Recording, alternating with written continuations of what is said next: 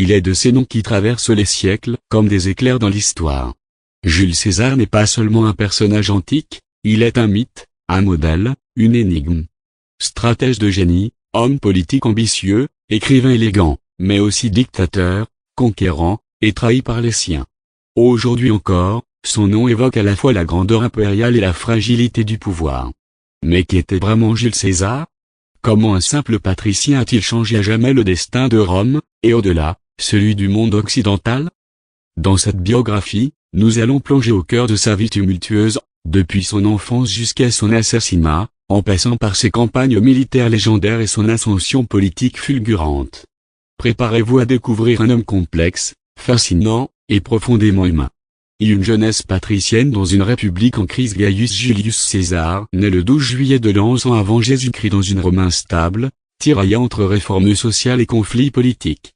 Il appartient à la gens Julia, une famille noble mais appauvrie, prétendant descendre de la déesse Vénus. Un détail qui renforcera plus tard l'aura presque divine de César. Dès son plus jeune âge, César est plongé dans les luttes de pouvoir. Son oncle par alliance n'est autre que Marius, célèbre général et leader du Parti populaire, opposé aux conservateurs du Sénat. Lorsque le dictateur Sylla prend le pouvoir en 82 avant Jésus-Christ, César, proche des ennemis de Sylla, est contraint de fuir. Il perd ses charges, ses biens, et risque sa vie. Mais il refuse de renier son héritage. Après l'exil, César revient à Rome, humblement ambitieux. Il entame une carrière militaire en Asie mineure, puis en Espagne, où ses exploits commencent à attirer l'attention. Il est jeune, cultivé, brillant orateur, et il sait se faire aimer du peuple.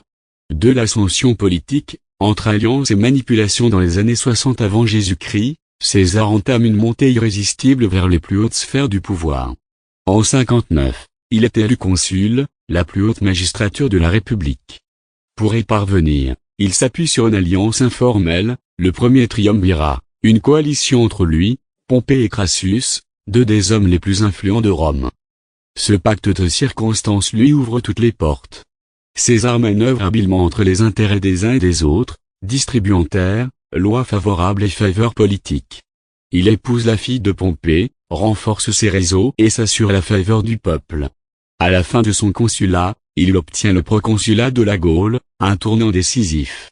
3. La guerre des Gaules, naissance d'un mythe de 58 à 50 avant Jésus-Christ, César mène la légendaire guerre des Gaules, une série de campagnes militaires, qui vont forger sa renommée et bouleverser l'équilibre du monde romain. Il affronte les tribus gauloises, défait les Helvètes, les Germains, puis les redoutables Arvernes de Vercingétorix. La bataille d'Alésia, en 52 avant Jésus-Christ, marque l'apogée de cette guerre. Encerclé par une coalition gauloise, César retourne la situation avec une tactique de génie, remportant une victoire décisive. Mais la conquête de la Gaule n'est pas seulement militaire. César y fait preuve d'une efficacité administrative, d'un sens politique aigu, et rédige en parallèle son célèbre commentaire sur la guerre des Gaules, un chef-d'œuvre de propagande autant que de littérature.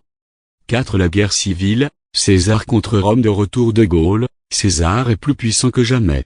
Mais le Sénat, inquiet, lui ordonne de renoncer à son armée avant de rentrer à Rome.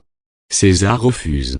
En 49 avant Jésus-Christ, il franchit le fleuve Rubicon avec ses légions, lançant ainsi la guerre civile. Son mot célèbre résonne encore, Alea Jactae, le sort en est jeté. S'ensuit un conflit sanglant contre Pompée, son ancien allié devenu rival. César l'emporte d'abord en Italie, puis en Espagne, et enfin lors de la bataille de Pharsale, en 48 avenue. J.C., en Grèce. Pompée fuit en Égypte, où il est assassiné sur ordre du pharaon Ptolémée XIII. César, arrivé en Égypte peu après, s'enlise dans une nouvelle guerre, cette fois contre les partisans de Ptolémée.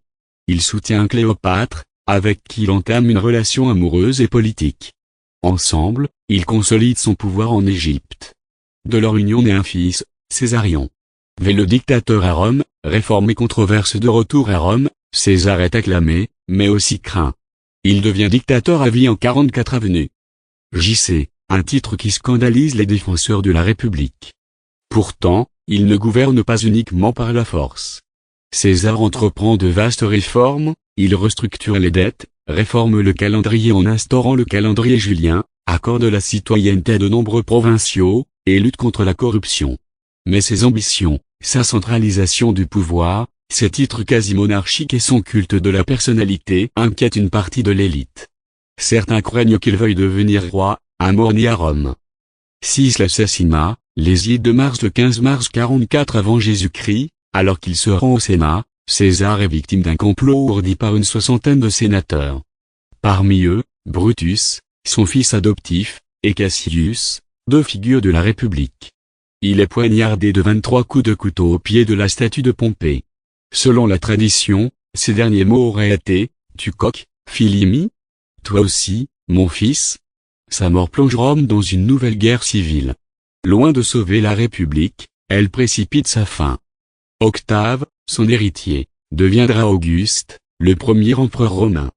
Conclusion: Jules César est à la fois l'enfant d'une république mourante et le père d'un empire naissant. Sa vie est un roman d'ambition, de guerre, de trahison, mais aussi de réforme et de vision politique. Il a voulu réconcilier Rome avec elle-même, mais en brisant les règles du jeu républicain, il a révélé les failles de son époque. En conquérant la Gaule, en défaisant ses rivaux, et en remodelant Rome, César a marqué l'histoire à jamais. Son nom deviendra un titre impérial, César, repris des siècles plus tard par les Kaisers allemands ou les tsars russes. Il est mort assassiné, mais son héritage, lui, est immortel.